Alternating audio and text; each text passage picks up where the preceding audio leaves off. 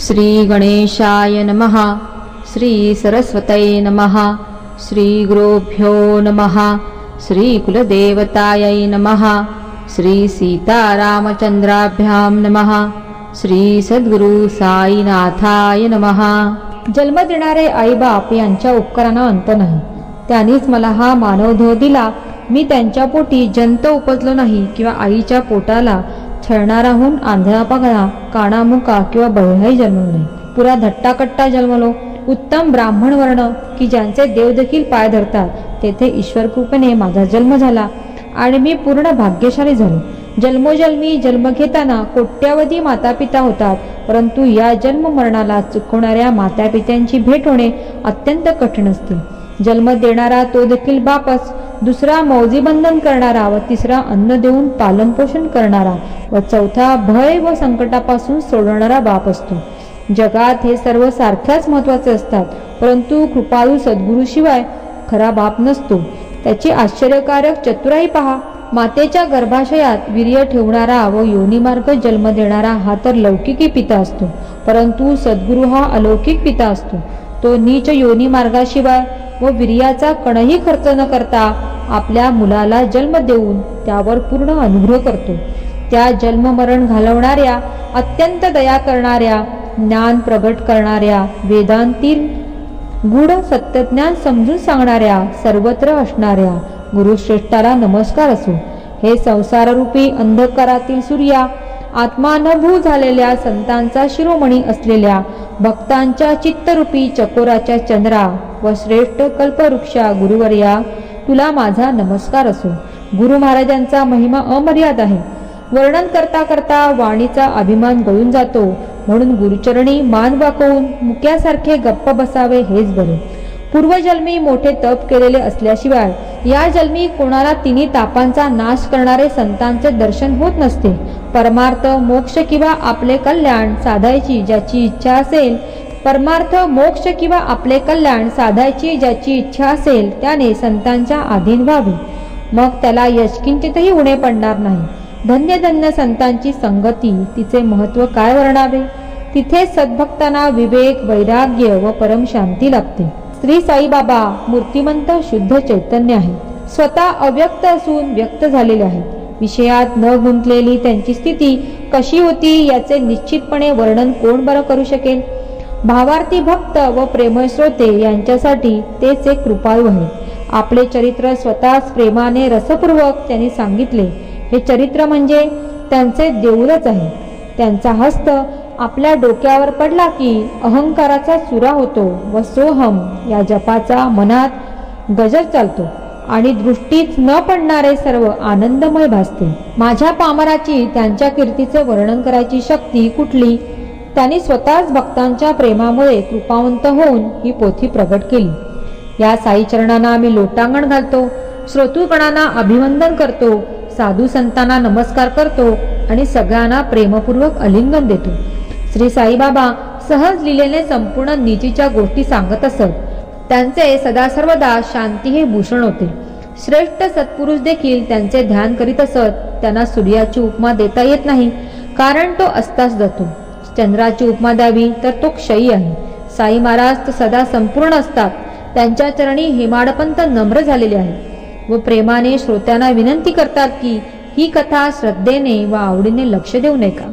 जमीन उत्तम नांगरून त्यात बीज पेरून ठेवले असले तरी कृपारूपी तुम्ही मेघानी वर्षाव केल्याशिवाय पीक निर्माण होईल का.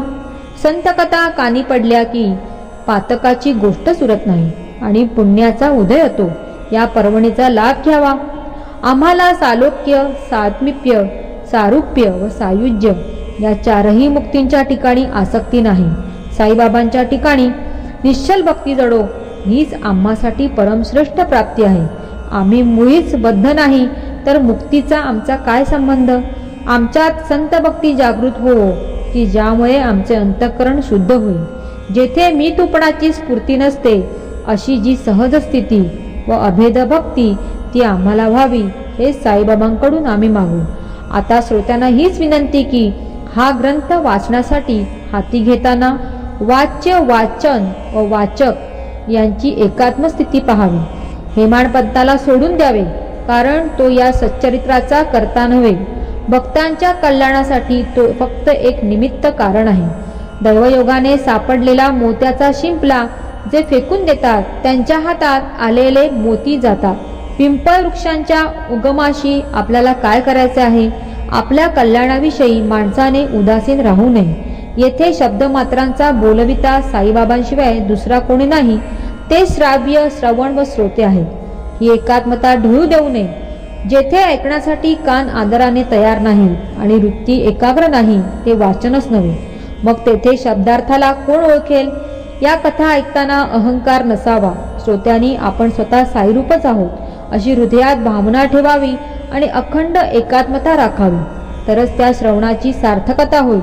तरच पाण्यावरच्या लाटा जशा पाण्यात विरून जातात तशा इंद्रियाच्या सर्व प्रवृत्ती निश्चितपणे साईरूप होतील. तरच ज्ञानीजनांना परमार्थाचा उपदेश, विनोदाची आवड असणाऱ्यांना विनोदजन्य आनंद आणि काव्याचा रसग्रहण करून जाणाऱ्यांना या ग्रंथात सर्वत्र निरनिराळ्या छंदोबद्ध काव्यरचनेचा आनंद लाभेल. असो, या सत्यचरित्रात पूर्वी 39व्या अध्यायात आपल्या एका उत्तम भक्ताला समर्थ श्री साईबाबांनी जो उपदेश केला त्याचे वर्णन झाले. ते भक्त बाबांपाशी असताना त्यावेळी ते भगवद्गीतेच्या 4थ्या अध्यायाचे आरंभापासून पठण करीत होते. एकीकडे हाताने बाबांचे पाय चेपित होते आणि दुसरीकडे तोंडाने हळूहळू पाठ म्हणत होते. असे म्हणताना 33वा श्लोक संपला आणि 34वा म्हणायला घेतला. एकाग्र मनाने लय लावून मनातल्या मनात ते म्हणत होते, परंतु लोकांना कळले नाही तर कोठून काय असणार. म्हणून 34वा श्लोक घेतल्यावर साईबाबांच्या मनात आले की आता येथे आपल्या उत्तम भक्तांवर अनुग्रह करावा आणि त्याला सन्मार्ग दाखवावा. त्या भक्ताचे नाव नानासाहेब होते. त्यांना बाबा म्हणाले, नाना, काय रे मनात पुटपुटतोस? तोंडाने स्पष्ट का म्हणत नाहीस? केव्हापासून पाहतोय तोंडाने काही पुटपुट चालली आहे परंतु आवाज बाहेर फुटत नाही. असे हे खाजगी काय आहे? त्यावर मग नानासाहेब खुलासा करीत म्हणाले की मी गीतेचा पाठ करीत आहे. इतरांना कटकट होऊ नये म्हणून मी ही पुटपुट करीत आहे. त्यावर श्री साई म्हणाले, असो, ती झाली लोकांची गोष्ट, परंतु माझ्यासाठी स्पष्ट मोठ्याने बोल. मला पाहू दे की तुला तरी पाठ कळतो का? मग नानासाहेबांनी नमस्कार करून तद्विधी प्रणिप्रातेनं हा श्लोक मोठ्या आवाजात म्हणून दाखविला आणि तो ऐकून बाबांना समाधान वाटले. पुढे या श्लोकाचा अर्थ विचारल्यावर नानासाहेबांनी पूर्वीच्या आचार्यांनी सांगितलेला अर्थ यथासांग सांगितला. त्यावर बाबांनी मान डोलावली आणि पुन्हा प्रश्न केला, नाना, उपदेशंती ते ज्ञान हा 3रा चरण पहा आणि त्याचे मनन कर. त्यातील ते या अक्षरानंतर अकार अर्थाचा अवग्रह घातल्यामुळे होणाऱ्या अज्ञान या शब्दामुळे रूढ अर्थ उरफाटा होतो का ते पहा. शंकरानंद, ज्ञानेश्वर, आनंदगिरी, श्रीधर, मधुसूदन वगैरे जो ज्ञानपूर्वक अर्थ करतात तो जसा सगळ्यांना मान्य आहे तसाच मलाही ठाऊक आहे. परंतु अवग्रह घातल्याने होणाऱ्या गमतीला जाणून बुजून आपण व्यर्थ का मुकावे? असे म्हणून कृपारूपी मेघ असलेल्या साईबाबांनी भक्तरूपी चकोर व चातक पक्ष्यांसाठी ज्या बोधरूपी अमृताच्या कणांचा वर्षाव केला त्याचे वर्णन पूर्वीच झालेले आहे. परंतु या श्री साईलीला मासिकाच्या सर्वच वाचकांना या अर्थाचे कौतुक वाटले नाही आणि काहींना त्या अर्थाबद्दल शंका राहिली. या आश्चर्यच नाही का? असो, त्यांचे ज्या योगे समाधान होईल असा अज्ञान शब्दाच्या प्रतिपादनासाठी आणखी एक छोटासा प्रमाणासह प्रयत्न मी करतो. कोणी अशी सुद्धा शंका घेईल की बाबांना संस्कृत भाषेचे ज्ञान कुठले? पण शंकेचे खरे कारण तर वेगळेच असले पाहिजे. एकेन ज्ञातेन सर्वही विज्ञातम भवती हे श्रुतिवचन कोणाला मान्य नाही. साईबाबांना सर्व गोष्टींचे प्रत्यक्ष ज्ञान होते. जसा हातावर असलेला आवळा दिसतो तसे संपूर्ण विश्व ज्यांना दिसते व ज्यांच्यामुळे सूर्यही प्रकाशतो त्या संतांना काय ठाऊक नसणार? ज्यांना असे ज्ञान नसते त्यांच्या ठिकाणी अज्ञान कुठले उरायला? त्यांना सर्व विद्या अवगत असतात. मग तिथे संस्कृत भाषेला कोण महत्व? असो, या श्री साईलीला मासिकाचे काही वाचक म्हणतात, नानासाहेब अविश्वसनीय आहेत. त्यांनी त्यांचा हा स्वतःच्या डोक्यातून काढलेला कारणाशिवायचा अज्ञान दर्शवणारा अवग्रह आहे. त्यांनीच हे अवग्रहाशी संबंधित अज्ञानाच्या प्रकरणाचे ढोंग घातले आहे आणि उगीच स्वतःचे ज्ञान सतत मिरवायला हा निरर्थक वाद उठवला आहे. मुळात नसलेला अवग्रह प्रस्थापित करून ज्ञान शब्दाच्या जागी अज्ञान शब्द ते काढतात आणि गीतेचा असाच काहीतरी भलताच अर्थ ते लावतात. परंतु वस्तुस्थिती पाहिली आणि मनात बारकाईने नीट विचार केला तर श्री साई लीला मासिकातील 39व्या अध्यायातील निवेदनात काहीच विसंगती नाही. कोणाच्या काहीही कल्पना असोत, नानासाहेब प्रामाणिक किंवा अप्रामाणिक असोत, परंतु त्यांनी सांगितलेल्या गोष्टीला फुकटची बडबड म्हणू नये. वाचकांनी नानासाहेबांचा द्वेष सोडून द्यावा आणि विकारांना वश न होता दृष्टीचे दोष दूर करावे, म्हणजे नानांचा संपूर्ण निष्कपटपणा दिसेल. उत्तमात उत्तम श्री साईलीला मासिक त्यातील 39व्या अध्याय वाचल्यावर या अध्यायात सहजपणे पुढे जाता येणार नाही. श्रीकृष्णाच्या मुखातून प्रगट झालेल्या भगवद्गीतेतील ज्ञानयज्ञाबद्दलच्या 4थ्या अध्यायातील 34व्या श्लोकात अज्ञान विषयावर हे प्रवचन झाले. तद्विद्धि प्रणिपातेन परिप्रश्नेन सेवया उपदेशन्ति ते ज्ञानम ज्ञानिनस्त तत्वदर्शिनः. हा तो गीतेचा मूळ श्लोक. त्यातील 3ऱ्या चरणात पहा, ज्ञानपदाच्या आधी एक अवग्रह घातला तर तो अज्ञानपद दाखवितो. मनात अवग्रह आणला नाही ते ज्ञान हे पद निसंदेहपणे येते. त्याविरुद्ध कोणाचाच दुराग्रह नाही आणि तो अर्थ सर्व ठिकाणी ग्राह्य आहे. ज्ञानादेव तू कैवल्यम हे श्रुतिवचन सर्वत्र मान्य आहे. तरी पण तत्वज्ञानाने ज्ञानाचाच उपदेश केला पाहिजे अशा बंधनाची आवश्यकता नाही. मी आत्मा केवळ साक्षी आहे आणि निर्मळ व शुद्ध असून सर्व काही जाणणार आहे. मी सदा मुक्त आहे. सर्व प्राण्यांमध्ये असलेला शुद्ध चैतन्य तो मीच आहे. कधी न भुलणारा असल्याने अद्वैत आनंदाने पूर्ण आहे. परंतु मी अज्ञान नव्हे व अज्ञानाचे कार्यही माझे नव्हे. अयम आत्मा ब्रह्म हा आत्मा ब्रह्म आहे. या अथर्व वेदाच्या महावाक्यातील आत्मा तो मीच आहे व प्रज्ञानमानंद या ऋग्वेदाच्या महावाक्याचा ठेवा मीच आहे हे जाणावे. अहम ब्रह्मास्मी या यजुर्वेदाच्या महावाक्याची नित्य आठवण म्हणजे ही विद्या व मी पापी अभागी व दैवहीन अशा भावनेची उत्पत्ती तीच अविद्या होय. या दोन्ही मायेच्या अनादि व पुरातन शक्ती आहेत. एकीच्या पायी या जीवाला बद्धता लाभते आणि दुसरीच्या पायी बंधन मुक्तता लाभते. नाम व रूपाला हा जो भ्रम नसतो तो अवघा मायेचा संभ्रम असतो. ही माया वर्णन करायला फार कठीण व पार करून जायला तर त्याहून अति कठीण आहे. जे जे कल्पनेने स्फुरण तेच मायेचे निवासस्थान होय. बंधन व मुक्ती या दोन्ही स्थिती कल्पनेतूनच उगम पावतात. ज्ञानादेव तू कैवल्यम हा सिद्धांत अगदी खरा आहे. परंतु पापकर्माचा जोवर नाश होत नाही तोवर ज्ञानाचा उदय होणे शक्य नसते. ज्याला शुद्ध ज्ञान होते त्याच्या इच्छा अपेक्षा पळून जातात. त्याला मायेचे बंधन नसते व विकारांना तेथे स्थानच नसते. शुकदेवासारखे परमज्ञानी परंतु संशयाने त्यांचेही नुकसान झाले. संशयामुळे अज्ञान प्रगट होते आणि गुरुशिवाय दूर होत नसते. ज्ञानात संशय शिरला की ज्ञानी पुरुषालाही अभिमान ग्रासतो. आंबलेल्या पेजेच्या थेंबाने दुधाने भरलेले मोठे भांडेही आंबते आणि सर्व दूध नासते. म्हणून अज्ञान आधी समजून घ्यावे. त्यांच्या निरसनाने मग शुद्ध होताच आत्यंतिक ज्ञान प्रगट होईल आणि अभेद समाधी लागेल. ज्याचे ध्यान सदा द्रव्य व वैभवाकडे लागलेले असते, ज्याचे मन विषय सेवनाने अतृप्त असते व ज्याला आपल्या स्त्री व पुत्रांचे अखंड चिंतन असते त्याचे ज्ञान अज्ञानच समजावे. असा धन स्त्री व पुत्र यांनी मोहित झालेला माणूस ज्ञानी असला तरी तो आपले हित जाणतच नसतो.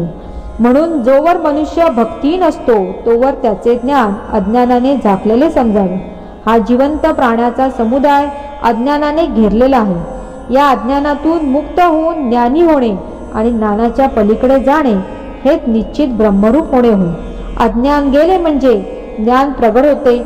जो क्षमा करू जाणतो तोच ज्ञानी होय. जोवर देहाचा अभिमान गळला नाही तोवर तो प्रकृतीच्या अधीन असतो. राम कृष्ण वगैरे जे अवतार झाले, सनत सनक वगैरे जे श्रेष्ठ ज्ञानी पुरुष होऊन गेले, त्यांच्या आज्ञेची प्रकृती ही दासी आहे, परंतु इतर लोकांना ती भुलविते. सर्व प्राण्यांच्या हृदयात ईश्वर असताना त्यांना कोणालाही आपल्या या स्थितीची जाणीव नसते. अशी ही मायेची कल्पना न करता येणारी आवरण शक्ती आहे. मी करता व मीच भोगता हा खोटा अभिमान सोडल्याशिवाय आणि या हृदयस्थाला शरण गेल्याशिवाय आपल्याला मुक्तता लाभत नसते. नित्य व अनित्य वस्तूंचे विवेचन करा. श्रवण व मनन निधिध्यासन करा आणि शमदम वगैरे सहांचा समुदाय संपादन करा. तरच अज्ञानाचा नाश होईल. हे जग माझ्यापासून सारे वेगळे, मी तो मर्यादित व विभागलेला, मी म्हणजेच हा देहच, असे जे भान तेच अशुद्ध अज्ञान होय. ज्ञानाचे प्रतिपादन करणाऱ्या वेदांत शास्त्रात परमकृपाळू भाष्यकार अनुबंध चतुष्टयाचे विस्तारपूर्वक वर्णन करतात. त्यातील अधिकारी, विषय व संबंध हे 3 आणि चौथा म्हणजे प्रयोजन होय. या प्रयोजनाचे विवेचन झाले की अज्ञानाच्या नाशाचा मार्ग कळतो. जीव व ब्रह्म यांची ऐक्यता हाच वेदांताचा मुख्य विषय आहे. या ऐक्य प्रमेयाच्या अंतर्गत जी अज्ञानता असते तिचा नाश हेच प्रयोजन होय.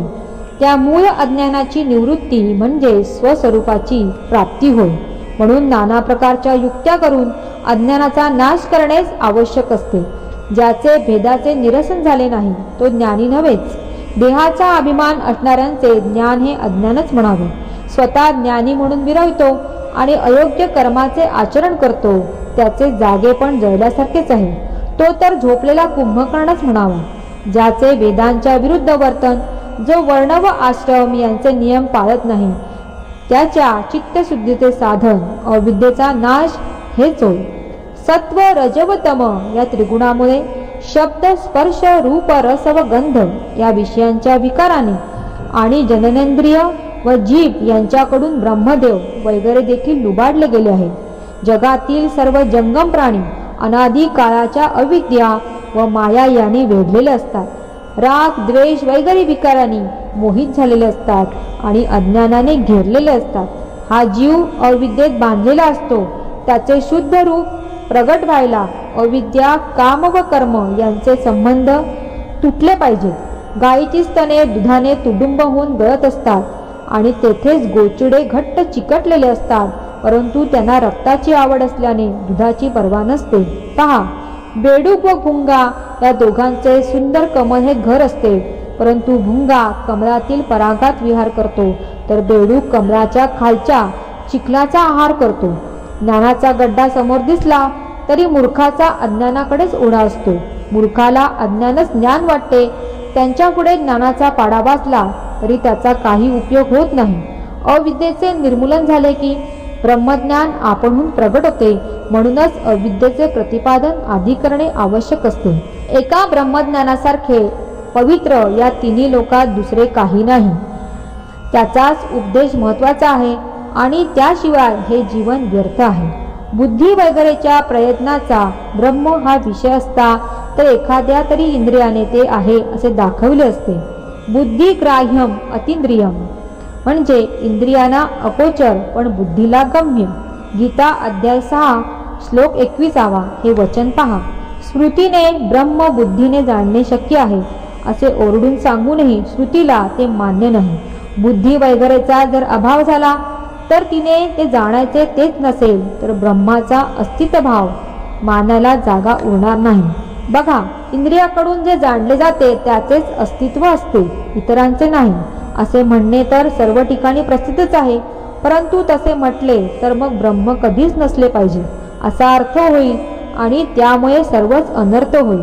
अतिखोल विचारपूर्वक दृष्टीने केलेल्या पारंपरिक अर्थाने बुद्धी ही निरंतर व सदा असणारी आहे. ती नाहीशी झाली तरी ती तेथे अस्तित्वाच्या अनुभवाच्या रूपाने हजर असते. आत्मा विश्वाचे जे निसंशय मूळ आहे, म्हणून कोणत्याही वस्तूचा लय झालेला दिसला तरी तिचे अस्तित्व सदा कायम राहते. घड्यावर खडा मारला तर आकाराचा नाश होऊन घड्याचे तुकडे उरतात. घड्याचा आकार नाहीसा झाला तरी घड्याचे तुकडे सातत्य दाखवितात. घड्याच्या कार्याचा नाश झाला तरी घड्यांच्या अस्तित्वाचा नाश होत नसतो. घड्याचे तुकडे घड्याच्या सातत्याला कारण होतात. त्याच्या आकाराच्या मानाने कार्याच्या अस्तित्वाचा अंश त्याच्यात शिल्लक असतो. कोणत्याही कार्याच्या विसर्जनाचा शेवट शून्यात कधी होत नसतो. लय हे सदा अस्तित्वनिष्ठ असते. याचे प्रमाण म्हणजे चांगली बुद्धी किंवा सत्प्रवृत्ती ही सत्याच्या अनुभवात दडून बसलेली असते. सर्व तीर्थ पवित्र असतातच, परंतु ज्ञान हे पवित्राहून पवित्र असते. या ब्रह्मज्ञाना वाचून भजन पूजन सर्व व्यर्थ असते. अविद्येने मलिन झालेल्या चित्ताचे शुद्धीकरण ईशभक्ती वाचून होत नसते आणि भक्तीशिवाय ज्ञान उपजत नसते. म्हणून आधी अज्ञान जाणून घ्यावे. त्याची स्पष्ट माहिती व वर्णन ऐकले म्हणजे त्याच्या बंधनापासून सुटका होईल. भक्ती हीच त्याला जाणण्याचे साधन आहे. पायाळू डोळ्यात अंजन पडले की त्याला जमिनीत पुरलेले धन दिसते, त्याप्रमाणे भक्तीचा आश्रय घेतला की अज्ञानाचा नाश होऊन ज्ञानाचा उदय होतो. ज्ञान म्हणजेच आत्मस्वरूपाची प्राप्ती होय आणि त्याला मूळ कारण अज्ञानाची निवृत्ती होय. ईश्वराची भक्ती घडल्या वाचून मायेची शक्ती पार करणे अशक्य असते. ज्ञान व अज्ञानाची भेसळ असते. त्यातून खडे टाकून निव्वळ तांदूळ उकळत्या पाण्यात शिजवण्याकरता निवडून घ्यावेत. सर्व ठिकाणी सर्व प्राण्यांमध्ये ईश्वरच आहे अशा भावनेने ज्ञानयज्ञ वगैरे उपासना करून जो विश्वतोमुख श्रीकृष्णाला पाहतो तो ज्ञानासाठी अज्ञान जाळून टाकतो. आता या ज्ञानयज्ञाचे स्वरूप पहा. अहम ब्रह्मास्मी हे यातील यूप आहे. पंचमहाभूते हा यज्ञ मंडप आहे. जीव व ईश्वर यातील भेद हा पशु आहे. 5 इंद्रिये 5 प्राण हेच यज्ञाच्या उपचारांचे साहित्य आहेत. मन व बुद्धीच्या कुंडात ज्ञानाग्नी पेटवला जातो. जीव हा यज्ञकर्ता यजमान आहे. तो अज्ञानरूपी तुपाची आहुती देतो आणि त्यामुळे आत्मानंदरसी निमग्न होऊन त्या जीवाला यज्ञपूर्तीनंतरचे अवभूत स्नान घडते. तात्पर्य हे की अज्ञानरूपी तुपा वाचून ज्ञानरूपी अग्नी कधीच पेट घेत नसतो आणि जीव व ईश्वर यांच्या भेदाला जाळून त्यांच्या एकात्मतेचे ज्ञान प्रगट होत नसते. स्वच्छ आरसा जसा मळाने झाकलेला आणि अग्नीचा प्रकाश जसा धुराने व्यापलेला असतो, तसेच काम व क्रोध यांनी ताब्यात घेतलेले ज्ञान अज्ञानाने झाकलेले असते. चंद्रबिंबाला जसा राहू ग्रासतो किंवा शेवाळ जसे पाण्याला झाकते, तशी स्वयंप्रकाश ज्ञानाला ही माया आच्छादून टाकते. मोठमोठ्या ज्ञानांची बुद्धी भ्रष्ट होऊन ते अधोगतीला जातात. उपाय माहीत असूनही वाचत नाहीत आणि मनास येईल तसे आचरण करतात. वानप्रस्थ घेतलेले लोक पुन्हा गृहस्थाश्रमाकडे परत वळतात. करू नये ते अचूक करतात. ज्या वस्तूंची आधी किरस वाटत असते त्याच वस्तूचा आवडणारी म्हणून ते स्वीकार करतात. जे लोक प्रयत्नपूर्वक पापे चुकवीत असतात ते दैवयोगाने पापे करण्यास प्रवृत्त होतात. अशा स्थितीला काय म्हणावे? ही काय ज्ञानी लोकांची जात म्हणायची? जरी मोठा ज्ञानी असला व पापाच्या सावलीची इच्छा करीत नसला तरी पतंग जसा दिव्याला भुलतो तसा तो चांगले व वाईट कृत्य जाणण्याचे विसरून जातो. पाप करणे हे अज्ञान आहे याची त्याला पूर्ण जाणीव असते, परंतु कामवासना त्याला उद्युक्त करीत असल्याने त्या जाणीवेची तो पर्वा करीत नसतो. हा सर्व क्रियांचा समुदाय म्हणजे केवळ कामाचे चेष्टित असते. काम सर्व अनर्थाचे मूळ कारण असते आणि कामाचेच क्रोधात रूपांतर होते. कामाच्या परिपूर्तीला जो अडथळा येतो त्यामुळेच त्या कामाचा क्रोध होतो. हाच पदोपदी मोक्षास विरोध करतो व ज्ञानाला अडवणारी वृत्ती ती हीच. या जीवाला कामक्रोधांचा त्रास जडलेला आहे. ज्ञानाच्या पंक्तीस ब्रह्मस्वरूपाच्या जवळ त्याचा सदा वास असतो. ते पाण्या वाचून बुडवितात, अग्नी वाचून जाळतात, शस्त्रा वाचून मारतात आणि दोरा वाचून बांधून टाकतात. त्यांच्या पुढे ज्ञानी देखील टिकत नाही. ज्ञानीजनांना तर पैज लावून ते पराभूत करतात. त्यांच्यात महाप्रलय करण्याचे सामर्थ्य आहे. ते प्राण्यांना नकळत ग्रासून टाकतात. चंदनाच्या वृक्षाच्या मुळाशी जशी काळ सर्पाची वेटोळी असते तशी कामक्रोधाची नाळ ज्ञानरूपी गर्भाला बाहेरून वेटाळलेली असते. इंद्रिये, बुद्धी व मन ही त्या कामवासनेची ठिकाणे असतात. त्यांच्या योगाने जीवाचे ज्ञान झाकून त्या जीवाला ती मोह घालते. जर तुम्हाला चंदन पाहिजे असेल तर त्या सर्पाचा नाश करा. कामक्रोधाचे आच्छादन सारून ज्ञानाचा खजिना मिळवा. सर्पाचा नाश केल्याशिवाय पुरलेले धन लाभेल काय? दुष्ट सर्पाचा नाश केल्याशिवाय कोणाला चंदन लाभेल का? तसे परब्रह्म व आत्मज्ञान पदरी पडायला मायेचा पडदा दूर सारणे हेच एक साधन आहे. म्हणून आधी इंद्रियाचे दमन केले पाहिजे, म्हणजे कामक्रोधाचा नाश होईल. जीव कामक्रोधाच्या अधीन असतो आणि अज्ञानाचे ज्ञानाला आवरण असते. देहापेक्षा इंद्रिये सूक्ष्म असतात, त्याहून मन जास्त सूक्ष्म असते.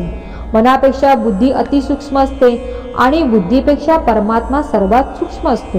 सर्व संसार धर्मीच्या पलीकडे असलेले हे सर्वोच्च परमसत्य तोच हा अत्यंत कल्याणकारी परमात्मा व तेचे अमृतमय स्वस्वरूप होय. शुद्ध, बुद्ध, नित्य व मुक्त तेच ते अभेद स्थितीत असलेले तत्व होय. तेच परमानंदात उत्पन्न झालेले अंतर्यामी चैतन्य होय, ज्याला पंचीकरण पंचमहाभूतांच्या म्हणजे पृथ्वी, आग, तेज, वायू व आकाश यांच्या एकमेकाचे 5 भाग करून त्या 25 भागाचे म्हणतात, तेच मायारूप दर्शन होय. आणि ते समजायला अध्यारोप व अपवाद हे एकच साधन आहे. पंचीकरण होऊन मिश्रण झालेली अशी सूक्ष्म पंचमहाभूते यांना पंचतन्मात्रा म्हणतात. त्यांचे कार्य प्राण, इंद्रिय, मन व बुद्धी यांना आत्म्याची सूक्ष्म शरीरता आणणे होय. पंचीकृत पंचमहाभूते पहा, तेथून विराट उदयाला येते. त्या आत्म्याच्या विश्वव्यापी स्थूल देहाला ज्ञानी विराट असे म्हणतात. स्थूल व सूक्ष्म शरीरांना कारण केवळ स्वरूपाचे अज्ञान असते. ते भासणारे अव्यक्त शरीर म्हणजे आत्म्याचे कारण शरीर होय. हे कारण शरीर ज्यात चैतन्य प्रतिबिंबित झालेले असते ते केवळ अज्ञानामुळेच उत्पन्न झालेले असते. यालाच अव्याकृत किंवा अव्यक्त असे नाव आहे. आत्म्याचे अज्ञान हेच याला कारण असते आणि ते अवयवांशिवाय नसते व अवयवांसकटही नसते किंवा दोन्ही नसते. ब्रह्मा व आत्मा यांच्या ऐक्याचे जे ज्ञान ते झाले म्हणजेच या देहाचा नाश होतो. स्वस्वरूपी राहणे यालाच मोक्ष हे नाव आहे. त्याशिवाय दुसरा मोक्षच नाही. स्वरूपात राहणे हाच मोक्ष होय. केवळ ब्रह्म व आत्मा यांच्या एकत्वाचे ज्ञान झाले की अज्ञानाचे निरसन होते. म्हणून अज्ञान समजायला त्याचे वर्णन आवश्यक आहे. अविद्येने शबल झाले त्यामुळे ब्रह्माला शबलत्व झाले. त्याला सत हे नाव ठेवले आणि अशा प्रकारे ते बोलण्याचा विषय झाले. मूळचे ते खरोखर इंद्रियांना आकलन न होणारे होते, तरी वाचेने त्याला बुद्धिग्राह्य केले आणि तेव्हाच ते मनात शिरले आणि ओंकाराच्या आकाराला आले. या ओंकार ब्रह्माच्या ध्यानाबरोबर ईश्वराचे स्मरण करता करता त्याचा देह सुटेल, त्याचे सार्थक होईल. असो, या तोंडाने बोलता येणाऱ्या ब्रह्मापासून म्हणजे ओंकारांपासून अव्यक्ताचा प्रादुर्भाव होतो.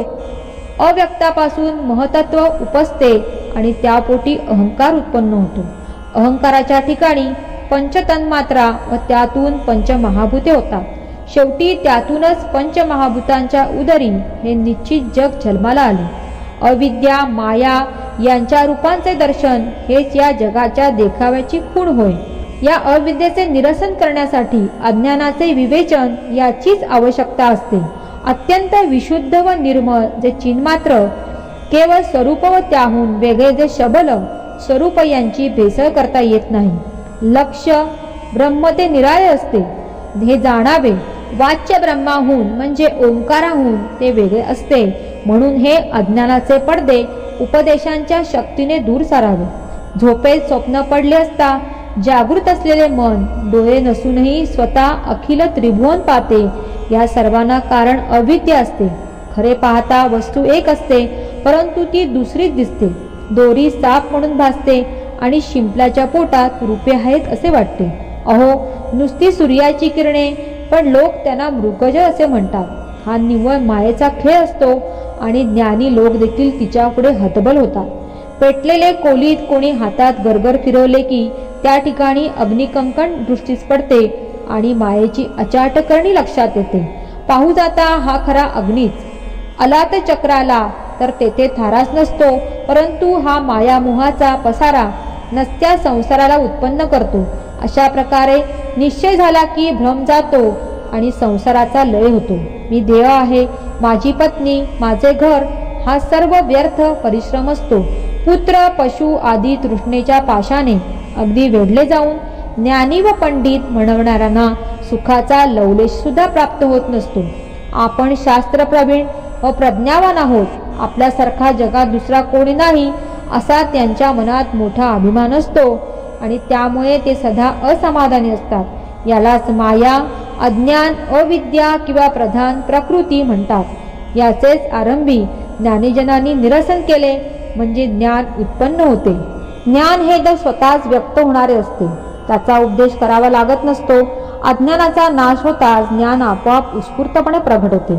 एखादे तेजपुंज रत्न केरा मातीत दाटून जाते आणि वर्षानुवर्ष लोटल्यावर त्याची आठवणी बुजून जाते.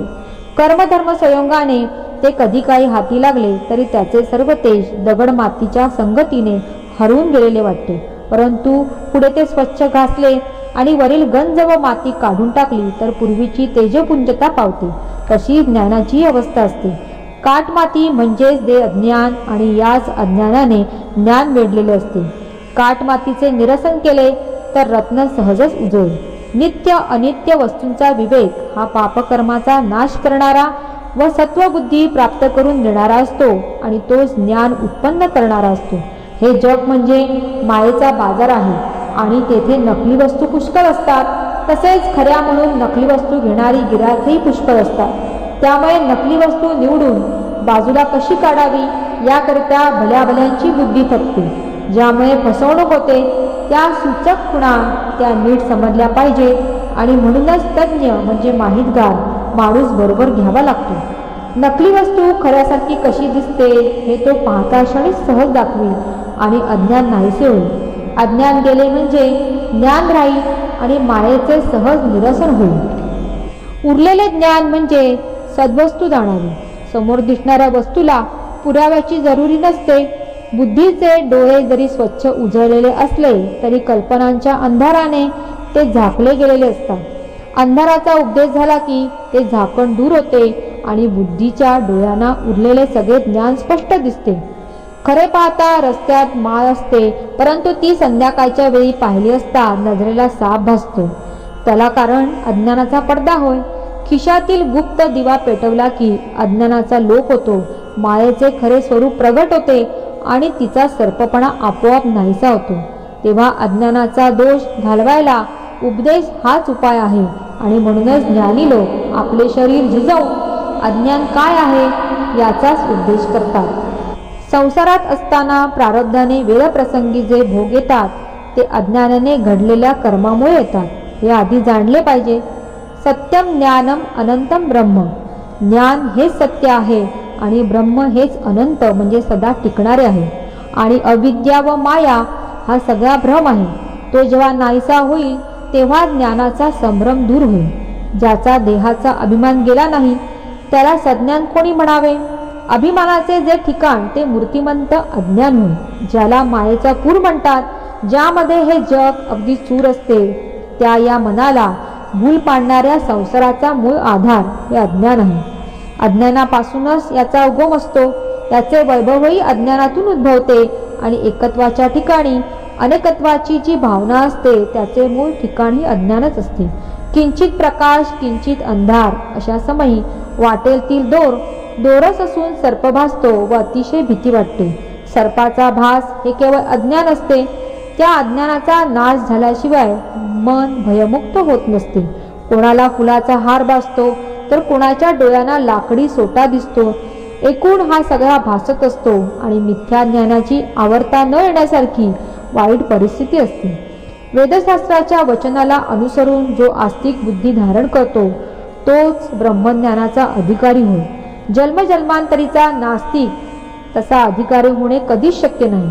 उलट्या म्हणजे अयथार्थ दृष्टीने पाहणाऱ्या लोकांना चराचर विश्व हे विश्वात्म्याच्या रूपाने न दिसता विश्वरूपाने दिसते हा त्यांचा गैरसमज आहे. त्यांचा जन्ममरणाचा क्रम संपतच नसतो. त्याला जे ब्रह्मतत्व दुर्गम असते ते अधिकारी लोकांना अगदी सुगम असते. येथे प्रवचन कामास येत नाही अथवा अनेक वेदांवरचा हक्क किंवा अनेक ग्रंथांचा अर्थ जाणण्याची बुद्धी किंवा अनेक ग्रंथांचे वाचन किंवा बहुश्रुतता याही कामास येत नाही. शब्दांमुळे शब्दांचे ज्ञान होईल, पण त्यामुळे खऱ्या वस्तूंचे ज्ञान होईल का? बुद्धीला नित्य व अनित्य यातील भेद जाणण्याची उत्तम शक्ती असते, परंतु वस्तू तिच्या आटोक्यात कधीच येत नसते. षटदर्शने टेकीस आली आणि अजून वादच करीत राहिली तरीही आत्मवस्तू आपल्या जागीच राहिली आणि शब्दात कधी गुंतली गेली नाही. मोठे शब्दपंडित झाले तरी वस्तुरूपी सूर्यापुढे ते काजवेच बनले.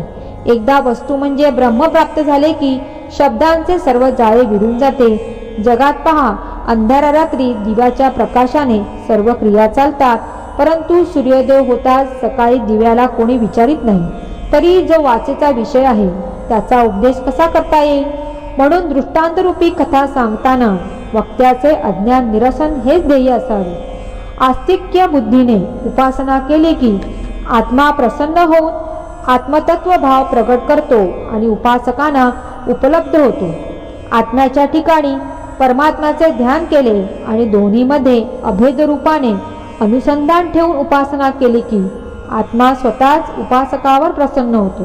त्यासाठी दुसरे साधन नाही. आत्म्याने स्वतःच प्रसन्न व्हावे लागते. साधकाचा आत्म्याकडे कल पाहून आत्माच त्यावर आपणहून कृपा करतो. ग्रंथाच्या विषयाची समाप्ती झाल्यावर वक्ते श्रोत्यांना नेहमी प्रार्थना करतात आणि ऐकण्याची तसदी दिल्याबद्दल क्षमा मागतात. ही शिष्ट रीती सर्व ठिकाणी आहे, परंतु या सच्चरित्रात तशी रीती पाळली नाही. कारण याचे कर्तृत्व माझ्या माती नाही. साईबाबा स्वतःच माझ्या हाती लेखणी देऊन आपली कथा लिहून घेत आहे. म्हणून मी ग्रंथ करता नव्हे आणि येथे कोणी माझ्याकरता श्रोते नाही. तर जर का मी श्रोत्यांना क्षमा करा म्हटले तर ग्रंथाचे कर्तृत्व माझ्या माथी येईल. मला याचे भूषण नाही आणि माझ्या अंगाला दोषही चिकटत नाही. जेथे साईच करता तेथे हा विषय त्याच्याच कृपेने संपूर्ण झाला. साईबाबांची आज्ञा घेऊन त्यांनी जसे सांगितले तसे सगळ्यांनी ऐकावे म्हणून मी अज्ञानाचे निवेदन लिहून काढले. आपले वैभव, आपला प्रताप व आपला गौरव प्रगट करायला माझ्या मनामध्ये प्रवेश करून गुरुदेवानी विषयाचा अर्थ प्रकाशित केला. या ग्रंथाला जो दूषण देईल अथवा त्याचे जो भूषण मानेल ते दोघेही मला पूर्णपणे वंदनीय असून साक्षात नारायण स्वरूप आहे. भक्तांच्या परमकल्याणासाठी स्वतः आपले चरित्र निर्माण करून या हेमाडपंताला हाताशी धरून श्री साईबाबांनी हे चरित्र लिहविले. त्यांचे शरीर धारण करणे हे लोकांवर अनुग्रह करण्यासाठीच, कुतर्काचे व दुराग्रहाचे खंडन करण्यासाठीच आणि लोकसंग्रह करण्यासाठीच होते. म्हणून हेमाडपंत त्यांच्या चरणी अनन्य भावाने लोटांगण घालतात आणि पुढील रसाळ कथा ऐकण्यासाठी श्रोतृगणांनी एकाग्र चित्त व्हावे अशी विनंती करतात. सर्वांचे कल्याण असो. अशा प्रकारे संत व सज्जन यांनी प्रेरणा केलेल्या भक्त हेमाडपंत यांनी रचलेल्या श्री साई समर्थ यांच्या सत्यचरित्राचा अज्ञान निरसन नावाचा 50वा अध्याय समाप्त झाला. श्री सद्गुरू साईनाथांना अर्पण असो. सर्वत्र मंगल असो.